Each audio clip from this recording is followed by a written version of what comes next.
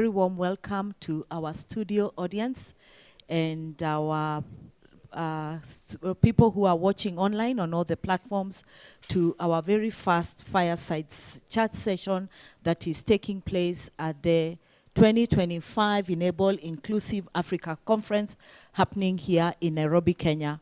We are very excited and delighted that we could hold this Fireside Chat session and on a very interesting topic on inclusive hiring. I'll be your moderator for today. My name is Catherine Wamwangi, working with inABLE, and I'm joined by Tabie Kioko from Safaricom Limited, and she'll introduce herself before we get into the conversation. Welcome, Tabie, and I would like you to introduce yourself so that we get into this very informative and engaging topic on inclusive hiring. Thank you. Thank you so much, Catherine. And a very good afternoon to every last one of you. I will start by introducing myself. My name, as you've heard, is Tabie Kioko. I'm the Chapter Lead, Diversity, Equity and Inclusion at Safaricom PLC. For purposes of inclusion and of a newly found friend just sitting in the audience, I would like to just make a small description of myself. I am an African female, Kenyan to be precise, long hair, I have spectacles on my face, I have a red top brooch and red shoes. I have a navy blue blazer and a patterned white and navy skirt, and happy to be here. Fantastic. You see, you're already into it in terms of even how you introduce yourself. And I believe that as a chapter lead looking after diversity and inclusion at the workplace, I would like us to have this very important information, this very important topic on inclusive hiring. And my first question to you would be around what employers should do and what they should be aware of and what they are doing around hiring. So I'd like us to dive into what can organizations do to enhance their inclusive hiring processes. So thank you very much, Catherine. I think, let me begin by just defining in very simple words what inclusive hiring is, because this is one terminology that is loosely used along, different corridors of organizations, and it's important that we have the right perspective. Yeah. So, inclusive hiring is actually a strategic approach to talent in the organization. Yeah. So it's a strategic imperative, and when we talk about talent acquisition, of course, we want the best of the best to join the organization. And therefore, when you do inclusive hiring, you make sure you have a large pool, of talent to choose from. So what this does, it ensures that all candidates, regardless of their race, their gender, their age, their ethnic background, their values, actually get equitable opportunity for employment. They get fair evaluation. And also, throughout the entire hiring process, they have meaningful engagement. Yeah. So, if we double click on that, inclusive hiring, what does this mean? Yeah. So let's break it down. When you talk about inclusive hiring, you're talking about having equal panels, diverse panels during interviews, choosing different people, with from different backgrounds to be on the panel so that the interview can be objective, right? So you're talking about gender, you're talking about perspectives, persons with disability also in the panel. And that enables different people to actually have a meaningful interview. We're talking about the language, the job descriptions. When you look at some job descriptions, it's not very clear what they're looking at. And for persons with disability, it's important that we understand, we remain simple, we avoid jargons, and we use gender-neutral words, yeah? Sometimes when you say, for example, you're looking for a chairman, why not use, a chairperson?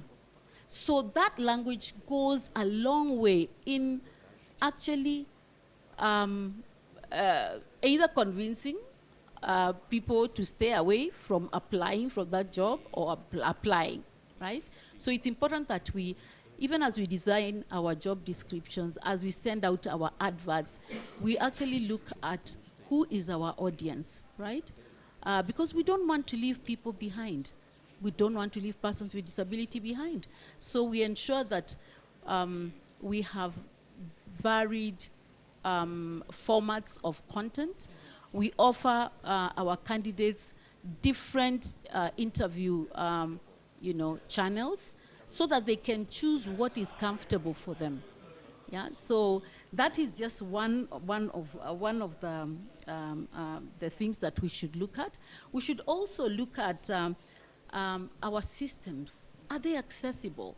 Yeah, what are the reasonable accommodations for each and every person as they come in?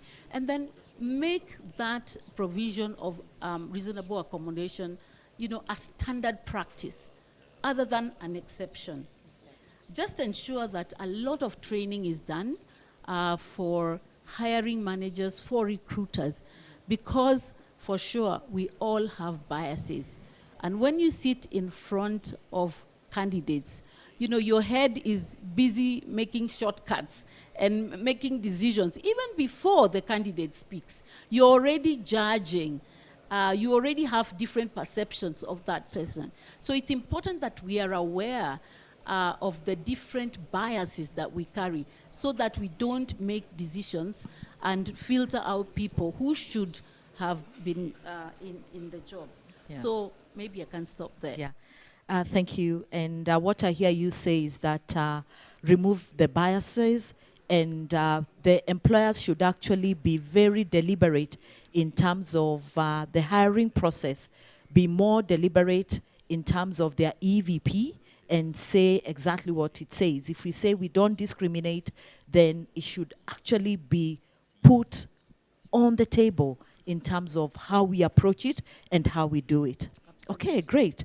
So now you've hired with the person with a disability. So they've come in, they've earned their way, and we know that most of the time we can talk about tokenism, which is frowned upon.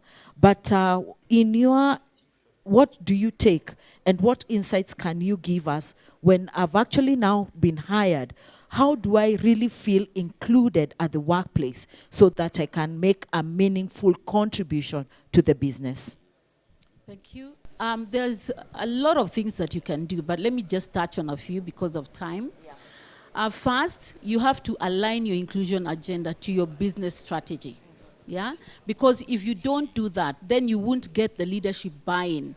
And what that means is you will not get allocated resources to actually run the agenda, right? So you must make sure that the inclusion agenda is aligned to the business strategy so that whether it's human capital, whether it's budgets, yeah, to make places inclusive, you can actually get that from the leadership.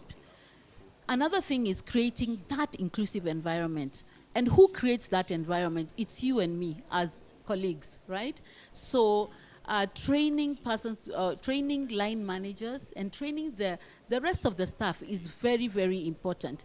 We have a training at Safaricom where we say we train leaders on how to lead inclusive teams. You can imagine you have diverse teams. So how do you, as one leader, yeah, harmonize everybody and ensure that you are indeed a good leader? So we do have that training that we run very regularly. We also have unconscious bias. It's a very common one. Then we have disability etiquette. The things the do's and don'ts.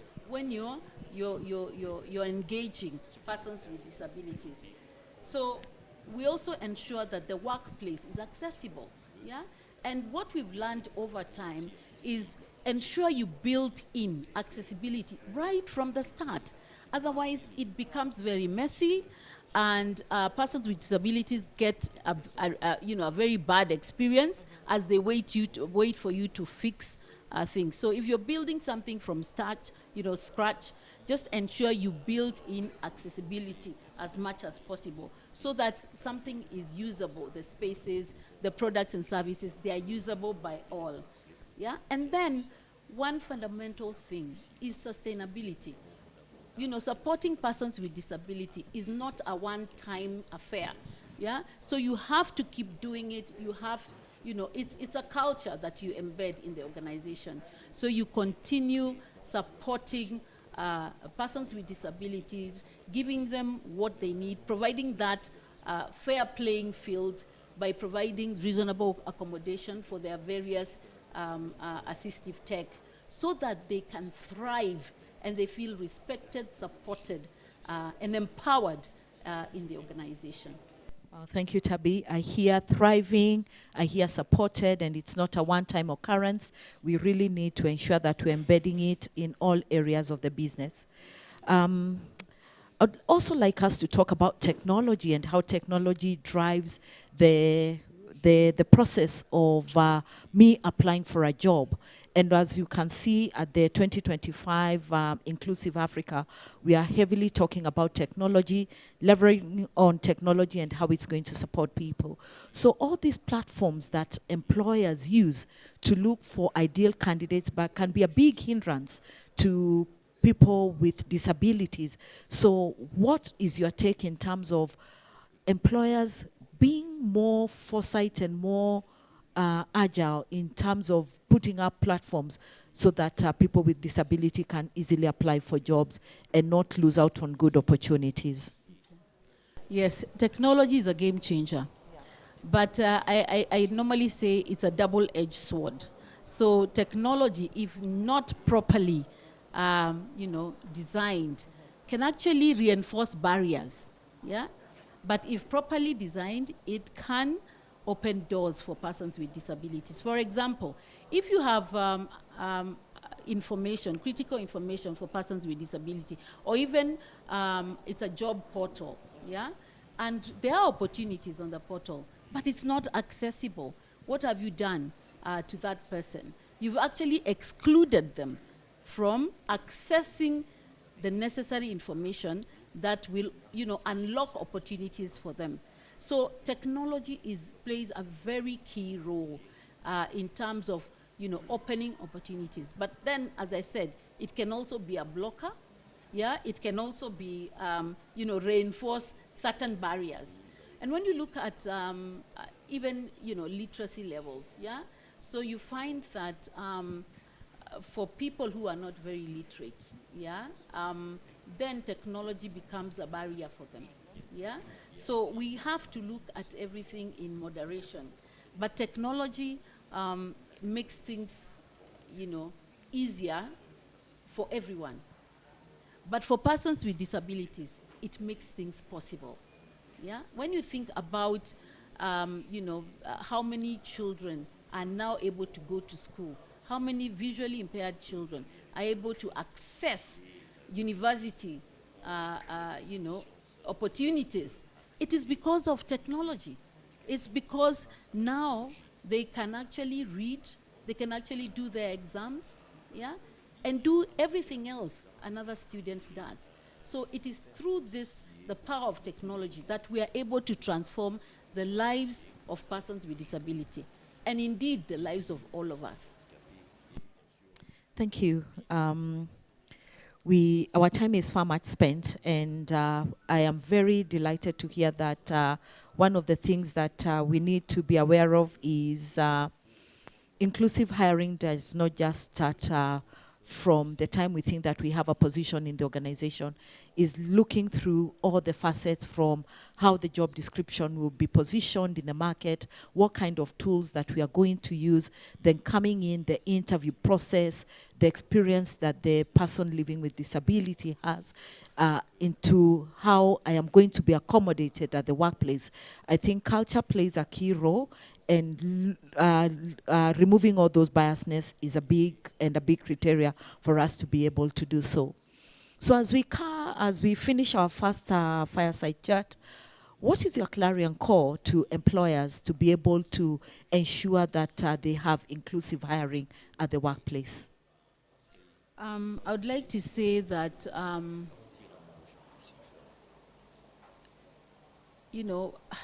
employing persons with disability is a human right. It's not a favor.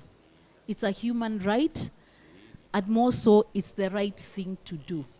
As a responsible employer, as a responsible business, you have to provide opportunities for persons with disabilities. It's not about compliance, and it's not about tokenism. It's about including persons with disability so that they can have a meaningful livelihood. As I finish, I would like to just read out something here that I found and recoined. It says, diversity doesn't hire itself. Equity doesn't show up uninvited. Inclusion doesn't just walk in. We must open the door, pull out a chair, and say, you belong here. So I would like to end on that note. Yes. You couldn't have said it any better, that we all belong. So thank you very much, and see you on the next one. Thank you. Bye for now. Thank you, Catherine. Bye-bye.